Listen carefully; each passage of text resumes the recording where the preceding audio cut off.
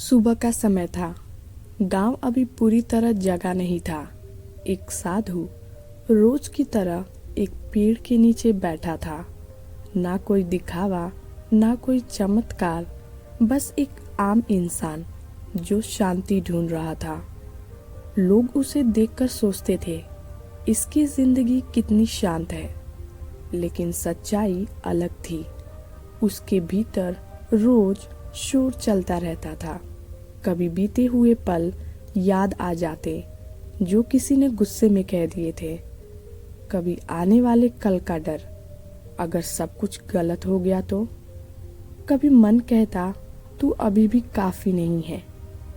वो ध्यान में बैठता लेकिन मन रुकता नहीं था। आंखें बंद करता तो विचार और तेज हो जाते। एक रात जब सब सो चुके थे, वो एक गुफा में बैठा था। अंधेरा गहरा था।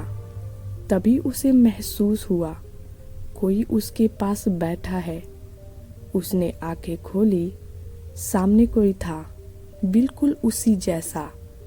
वही शरीर, वही चेहरा, लेकिन आंखों में शांति नहीं थी। वहां क्रोध, लालच और अहंकार था। तू कौन है? उसने धीरे से पूछा। वो मुस्कुराया। मैं वही हूँ जो तू रोज सुनता है, बस उसे सच मान लेता है। उस दिन के बाद वो परछाई रोज आने लगी। जब साधु शांत होता, वो पुरानी गलती याद दिलाती। जब वो खुश होता, वो कहती ये खुशी हमेशा नहीं रहेगी। जब वो आगे बढ़ने का सोचता, वो डर खड़ा कर देती। साधु ने एक बात समझी, ये उसे चोट नहीं पहुंचाती थी, ये उसे उलझा देती थी, ये उसे अपने वश में रखती थी। एक दिन वो थक गया, लड़ते लड़ते नहीं, खुद से भागते भागते। उसने परछाई से पूछा, तू हर जगह क्यों आ जाती है?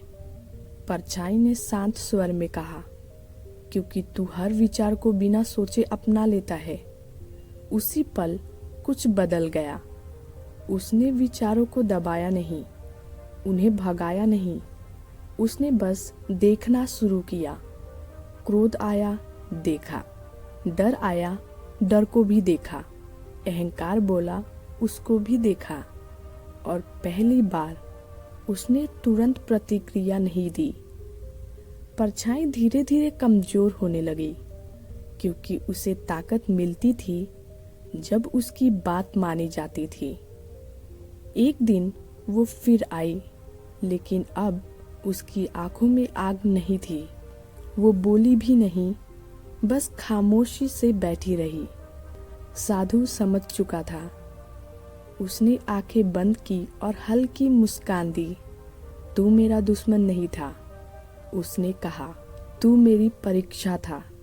समस्या कभी दुनिया नहीं थी, समस्या कभी लोग नहीं थे। समस्या ये थी कि वो अपने मन की हर आवाज को अपनी सच्चाई समझ लेता था। और उस दिन उसे समझ आया, सबसे बड़ा शत्रु बाहर नहीं होता, सबसे बड़ा शत्रु होता है हमारा अनियंत्रित मन। Your biggest enemy is your uncontrolled mind.